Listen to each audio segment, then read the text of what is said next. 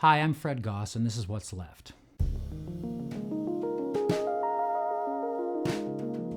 Summer has firmly taken hold in the not-so-United States. It's been over a month since George Floyd was murdered in Minneapolis. The media ran with the growing protests, at first in larger U.S. cities, then almost all U.S. cities. And suddenly, like the pandemic that changed our way of life, the protests went global as well. Now, just days before the 4th of July, a seemingly jealous pandemic has taken back the 24-hour news cycle. The U.S. South and West states are suffering in a way that New York and New Jersey did, not at the height of their months-long nightmare, but just as the shit was beginning to hit the fan. Now that's bad, because the hotspot states are now red states, and I'm trying to wrap my head around what's currently happening. The conservative right in these hard-hit states, but not nearly as hard-hit as they'll be a month from now, or a month after that, if you use New York as a precursor, they can no longer deny the existence of COVID-19, so they don't. But they also haven't embraced the dire need to see the virus as the public health issue of our lifetime either. It seems that they are willing to accept that people die of all kinds of things, and at some time or another, we've all got to go. But it's still not worth making me wear a mask over, or to continually social distance, or to shut down the economy any longer. It's a full speed ahead approach with the conservative right. They've doubled down on their defiance, and it seems the most insane perspectives of the right are not softening, but gaining traction. I recently saw a story on Pizzagate again, and QAnon. For those of you who don't know, QAnon falsely accused many liberal Hollywood actors like Tom Hanks and Democratic politicians, high-ranking officials, as being members of an international child sex trafficking ring. And they claim that Donald Trump feigned collusion with the Russians in order to enlist Robert Mueller to join him in exposing the ring and preventing a coup d'etat by Barack Obama, Hillary Clinton, and George Soros.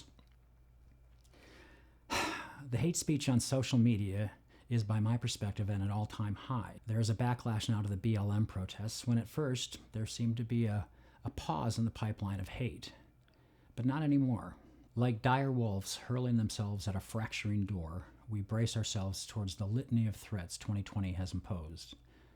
I can take on a global pandemic that, after months of having its way with us, today seems as if it's only just getting started. I can deal with the financial ruin it's created for me and pretty much everyone I know. I soldier through the growing sense of emptiness brought on by continued isolation, by circumstances that prevent me from hugging my friends and family.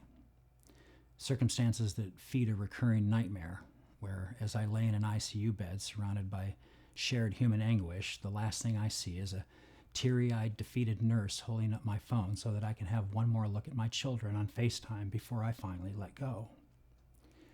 I can suck up the daily dose of disrespect and indignity that the monster we somehow allowed to become the leader of the free world dishes out with the icy demeanor of a serial killer.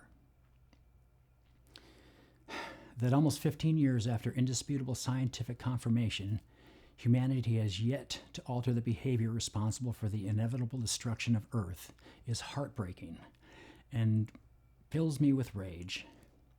The continued systemic racism in this country burns at my core and triggers a desire to destroy all components still standing in the way of true equality. I shoulder all of these dark realities because I believe that good will always beat evil in the end, and I want to goddamn be there when it happens.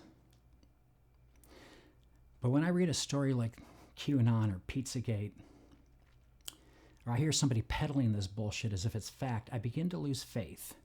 The QAnon ideology, and please forgive me for sullying the word ideology, maintaining traction as it seems to, is akin to the growing acceptance of the values of the Third Reich. It brings on a grief deep in my gut when I consider that when Trump eventually leaves the world stage, and he will, one way or the other, we will be left with a solid understanding that about 25 to 35% of the people that walk among us in this country are possessed by a level of ignorance so dangerous, it feels an uber hatred in them, impossible to quell by any means, either intellectual or diplomatic. Ignorance and hate are the key elements to this toxic accelerant that continues to feed the flames of division in our country.